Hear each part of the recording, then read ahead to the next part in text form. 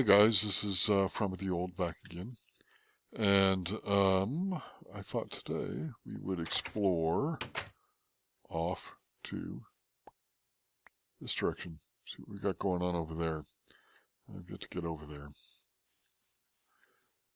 And I also kind of wanted to apologize. I feel like I was kind of down on philosophy and Plato last time I was talking. And while some of his ideas I think are a bit wacky, I also think he had a lot of good ideas and was, really thought about what he was writing about. You know what I mean? I mean, let's face it, his dialogues are a lot better reading than Aristotle's. And this is interesting. Wonder what's down there. Well, one way to find out. Cowabunga. Wah! Oof. Yeah, well, anyway. At least I can get some mimicite. So anyways, what I do think is good about him is he really thought about these ideas about, well, what does it mean to govern well? And how would you even think about that? Even if at least I consider some of his ideas a little bit wacky. Oh, a squid. Huh. See, one of the problems with Mystcraft is you end up using a lot of ink. And I don't think I should pass up an opportunity to get some ink. What am I doing? Better not drown. He's swimming away from me, you little stinker.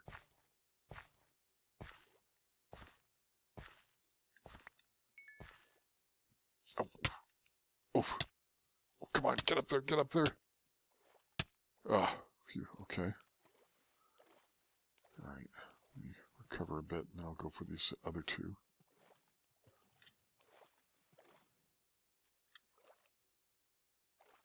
Oops, where'd he go? There he is. That one. I better go up and get a breath.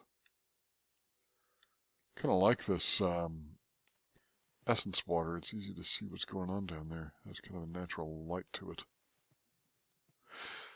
So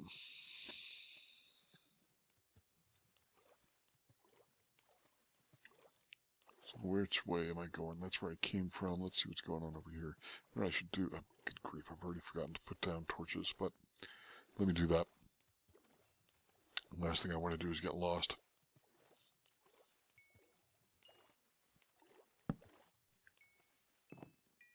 So a lot of folks think that, well, let me rephrase that. They kind of say that Plato didn't really mean some of his ideas, but, I don't know if I believe that. Like I said, I think the value of what he was doing was putting these ideas out for discussion. And, giving us a place to start. Well, if you don't like Plato's ideas, well, then how should you live? How should you govern properly? What is justice? You know what I mean? Can you hear something? Ah! Whoops. Where am I? What's going on here? Get out. Where am I? Where am I? You guys?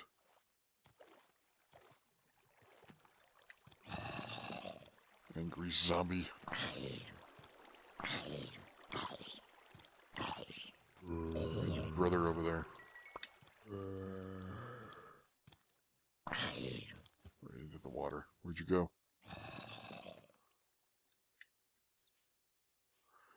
So, at least he was talking about the ideas and thinking about them. I don't think that he was really proposing this as just a hypothetical. At least that's in my opinion. Because in another part of the Republic,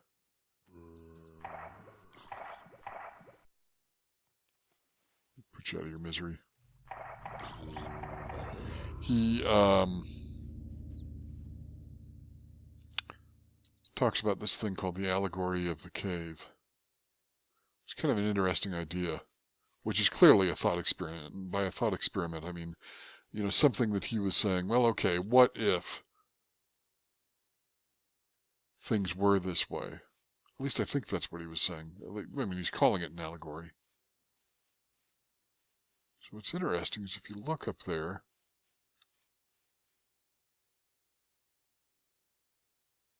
look at those vines dangling down from up there.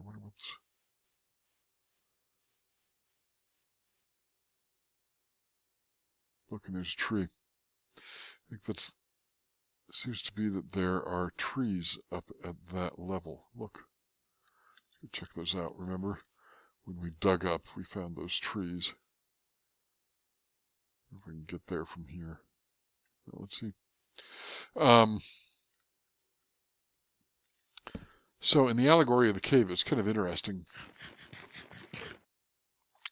Basically, what he says is, imagine, this is pretty easy to imagine in this scenario, you're stuck in a cave, like perhaps this. And there are these people who are tied up in the cave, and that's all. From their very first day of their life, they're stuck in this cave, and that's all they know.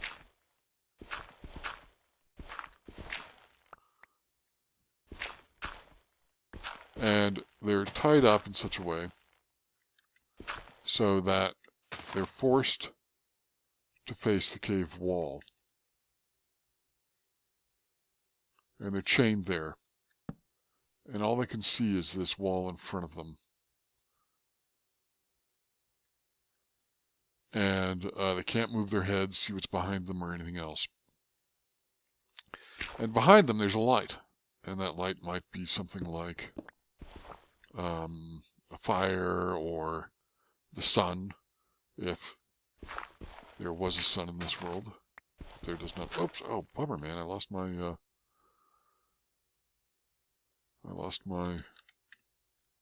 shovel. My shovel finally pooped out. So, like I said, if there was a sun, then the sun would be casting the shadows. But in our argument, we'll creeper say it was just a torch.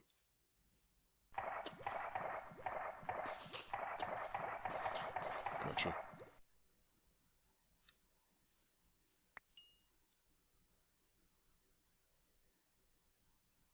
So the torch was the source of the light.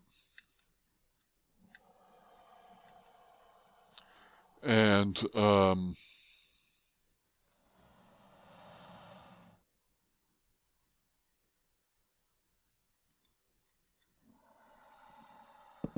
so the torch casts shadows on the wall. And behind these persons who were chained up, you can't see anything.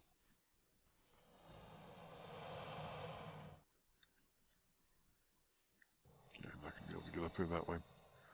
What I want to do is get up there. Maybe I can go this way.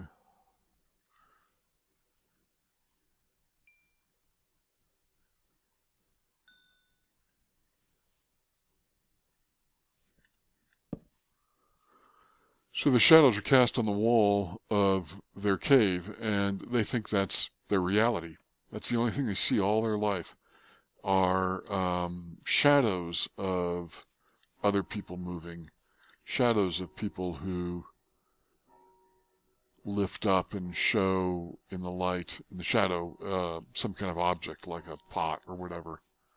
And they never really know what the true thing actually looks like. All they see are these sort of imperfect images of that.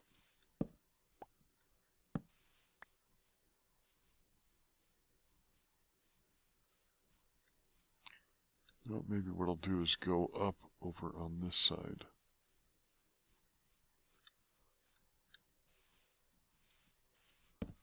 Sorry, I'm being cheap with my torches. There we go.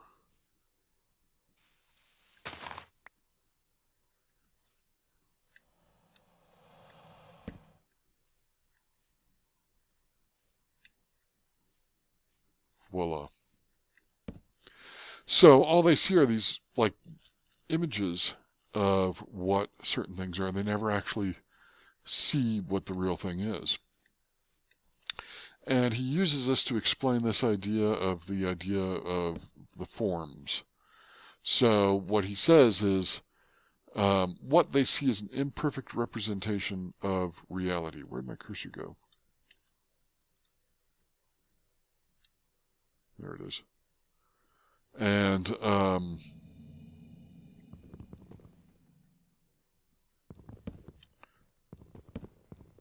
that imperfect representation is just the shadow of things. And in reality, there is this place. Here's where it gets a little bit wacky, if you ask me. A place where there is a real representation of all these objects. So,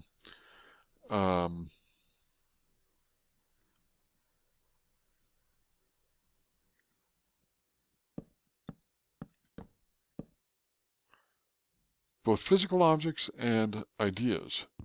So,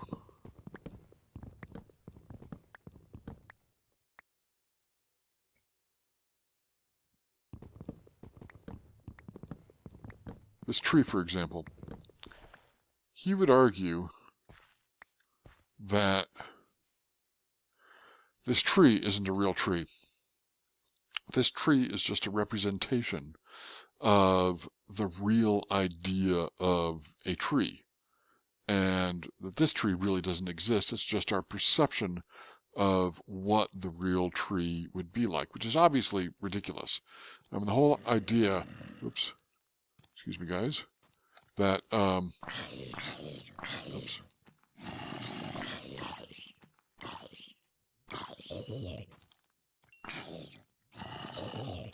The whole idea that this tree is not real, you can look at it, you can hear it, it's obviously solid, and that there is some other real tree out there that represents, you know, the form of a tree, and this is just an imperfect representation of a tree. I mean, that's just patently ridiculous, right? Or, you know, even that I am just some kind of image of some kind of reality that's projected up against me. You know what I mean? Like there's some kind of light behind me, and that I'm just projected up onto a cave wall. I mean, that's clearly nuts. So, but on the positive side, he calls it an allegory. So I think he is obviously not meaning to take it seriously, although it's unclear how seriously he believes in this idea of forms. But he does, so he says this whole idea of the forms, and that, you know, there's a real representation of a tree out there, and there's a real representation of a block of dirt or a block of gravel or soil.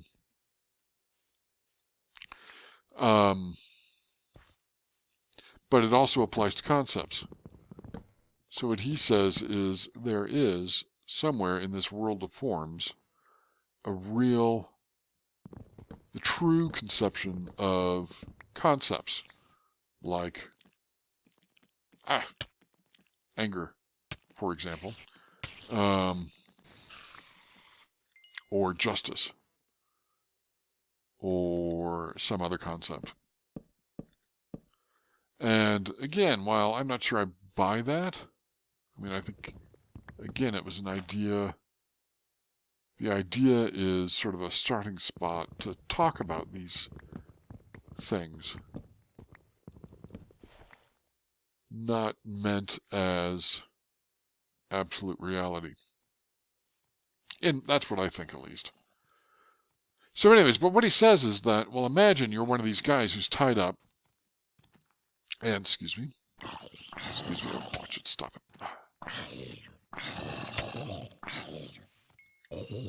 So imagine you're one of these guys who's tied up, and all you see are shadows all your life, and all of a sudden somebody comes up, unties your nuts, and you turn around and you realize that everything you thought was real for all your life is in fact not real. Whoa! Well, that was a close one. Make sure there's no one behind me to push me off. That would hurt. Oh, those are my torches down there. It's kind of cool looking, isn't it? Wonder who that is. See him down there? Let's see if I can hit him from here. Too high. Ah, got him! Ha ha! Take that, you.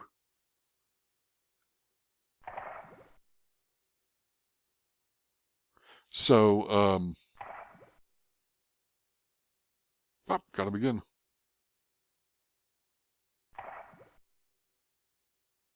Barely even see him now. Anyway, so so they would be completely dazzled by the light, and it would be amazing to them. They just wouldn't be able to comprehend it, and they would be confused and all this kind of stuff. And he argues that that is what somebody who has not studied philosophy and thought about these kinds of issues, that's how they must feel. And while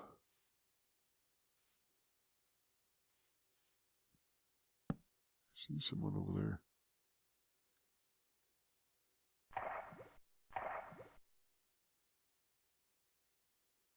Can't tell if those are zombies or skeletons.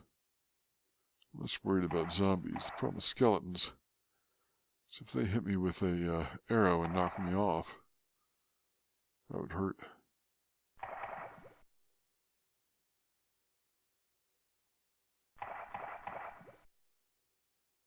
So what I don't like about this idea of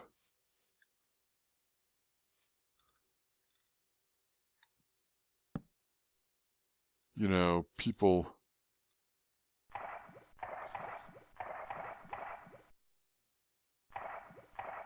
I get his point that if you indeed buy this idea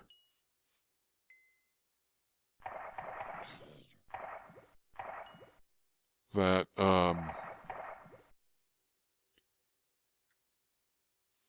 getting this knowledge would be like that, taking someone, just completely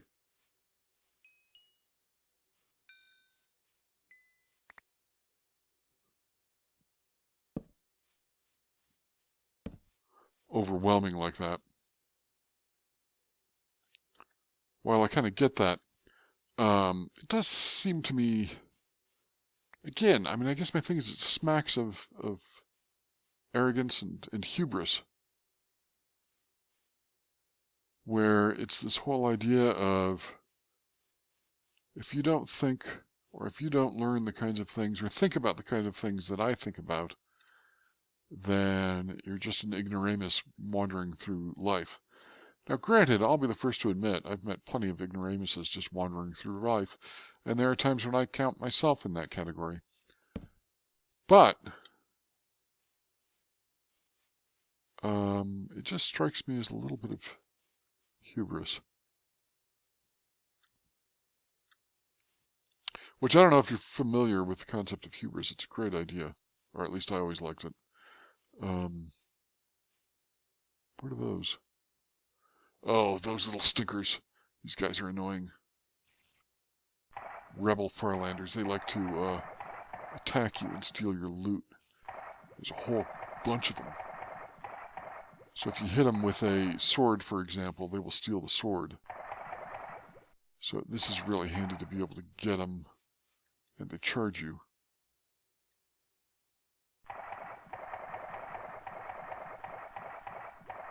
It's rare for you to see so many of them together. And where's that little guy running? I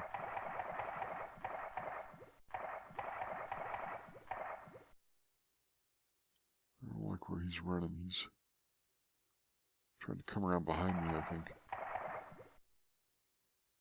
Right, where'd that guy go? Got him. Here's one rebel Farlander. Probably sneaking around here, just waiting on me. There he is. Got him. Ha! Take that, you little stinker. So anyways, it's this whole idea of hubris, where, I don't know if you're familiar with the term. It's a Greek term, although it means something different, I think, than when the Greeks used it. The Greeks thought about it as kind of a way like hubris. It was a legal term, kind of crowing over or, you know, taking delight in, kind of a mean, vicious delight in humiliating your enemy. And it's the kind of thing that bullies do, you know what I mean? Bullies stink. And that was their term for it. And it was, you know, a legal term, and people would get in trouble for it. And get punished if they exhibited hubris. Nowadays, it's more... Well, the other thing about hubris is, so nowadays it's more considered pride. Really strong pride that, more than pride and arrogance, that you know more than others, and therefore you're better than them. The Oracle at Delphi had a couple of phrases on it. You know, the Oracle at Delphi, where devotees to Apollo would go, and Apollo's priests would tell you what Apollo thought about something by giving you some completely indecipherable comment.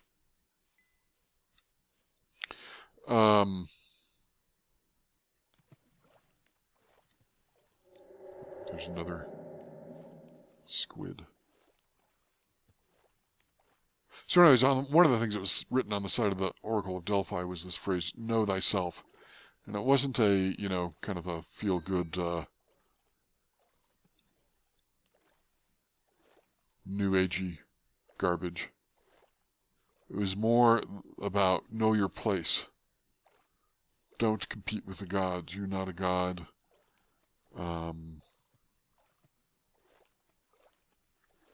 Know who you are and where you fit in the world. And that's almost more like our modern sense of the idea of hubris.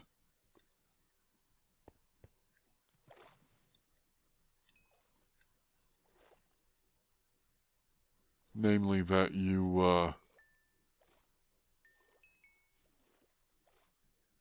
aren't as fancy pants as you think you are.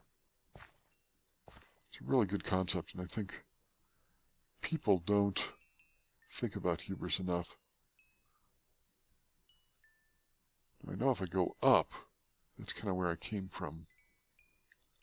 What's this? More Hecates. Wait a minute. These are my light things. Oh, there's my house. I'll be dog. Alright, well, I suppose that's a pretty good stopping point.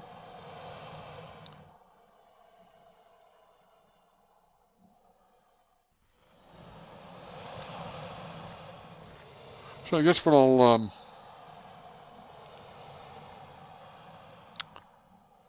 wrap up about Plato is just say, you know what, guys, you should give him a read. If it's too complicated for you now, give it a try another couple of years.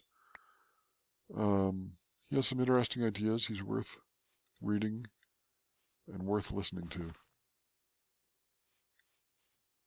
Alright, guys. Thanks very much. Hope you have a good evening.